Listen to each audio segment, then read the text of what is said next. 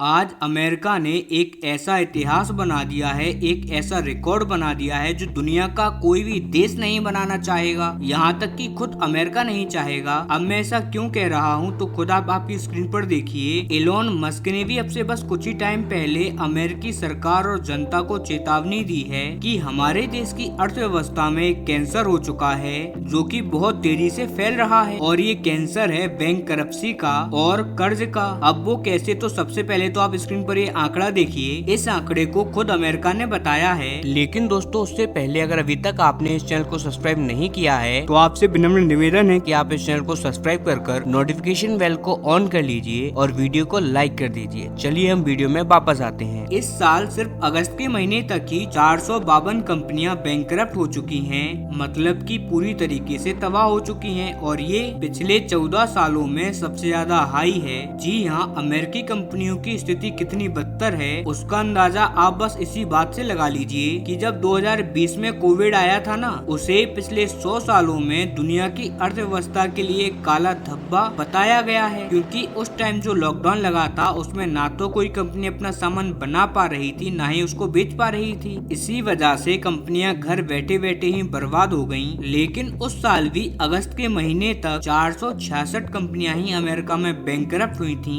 लेकिन इस साल तो ना कोई लॉकडाउन है, ना ही कोई कोरोना का काल चल रहा है, लगभग सब कुछ नॉर्मल चल रहा है। इसके बावजूद 450 करोड़ से ज्यादा अमेरिकी कंपनियां तबाह हो चुकी हैं, और ये उस टाइम पर है जब अमेरिकी सरकार इन कंपनियों को बहुत ज्यादा सपोर्ट कर रही है, इनको बहुत सारा पैसा दिया जा रहा है, इनका कर्ज माफ किया जा रहा है। उसके बावजूद भी अमेरिकी कंपनियां सरवाइव नहीं कर पा रही, और कहा जा रहा है कि इस साल के एंड तक, जिसमें अभी बचे हैं सितंबर, अक्टूबर, नवंबर और दिसंबर, इन 4 महीनों में ये आंकड़ा और भी तेजी से बढ़ेगा और करीबन 800 कंपनियों के आसपास जाकर रुकेगा। यानी कि अमेरिका 2008 वाले रिसेशन के रिकॉर्ड को भी तबाह करने की कगार पर है। और यकीन मानिए, ये अमेरिका के लिए जरा भी ठीक नहीं है, और इसके ऊपर अमेरिकी सरकार पर अब दबाव भी पड़ चुका है, क्योंकि इनका जो कर्ज है ना, वो 36 ट्रिलियन डॉलर के पार जा चुका है। और ये रकम कितनी ज्यादा बड़ी है तो आप बस इस बात से अंदाजा लगा लीजिए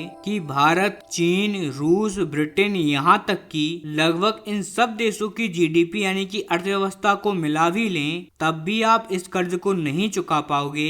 यहाँ तक कि अमेरिका, भारत, ब्रिटेन, इन तीनों की अर्थव्यवस्था को आप मिला लो, इन देशों की पूरी जीडीपी को आप बेच भी दो, तब भी इस कर्ज को नहीं चुकाया जा सकता। लिटरली ये अमेरिका के लिए कर्ज का एक माउंट एवरेस्ट बनकर तैयार हो चुका है। वहीं अमेरिका के लिए घातक बात ये है कि इनकी इकोनॉमी भी लगातार गिरती जा रही है। उस रफ्तार से इनकी इकोनॉमी की ग्रोथ नहीं हो रही जिस रफ्तार से होनी चाहिए, और इसीलिए ये अमेरिकी अर्थव्यवस्था के लिए हर मोर्चे से खराब खबर नहीं आ रही, बल्कि खतरनाक खबर आ रही है। सबसे इंटरेस्टिंग बात, दुनिया के तमाम अर्थशास्त्री, एलोन मस्क या फिर जितने भी बड़े बड़े बिजनेसमैन हैं, वो सभी कह रहे हैं कि इस बार अमेरिकी अर्थव्यवस्था ऐसे ही अचानक से नहीं गिरेगी कि खबर आई कि अमेरिकी अर्थव्यवस्था किसी कारण से गिर गई। जी नहीं, इस बार जो इनका कर्ज है, जो इनकी इकोनॉमी है, उसमें एक कैंसर बन चुका है, और ये अमेरिका और अमेरिकी अर्थव्यवस्था का हाल ठीक वैसा ही करेगी जैसा कि कैंसर शरीर का करता है। मतलब कि आपको पता तो होता है कि कैंसर कहाँ है, किस टाइप का है, लेकिन फिर भी आप मजबूर होते हो, कुछ कर नहीं पाते, बस मौत का इंतजार होता है। ठीक ऐसा ही कुछ अमेरिका के लिए भी कहा जा रहा है। अमेरिका बस इंतजार कर सकता है, इनके पास कोई भी अन्य चारा नहीं बचा है। ज्यादा से ज्यादा ये इसे टालने की कोशिश कर सकते हैं, इसे कुछ और साल आगे धकेल सकते हैं, लेकिन अमेरिका का बच पाना एक बहुत ही मुश्किल टास्क है।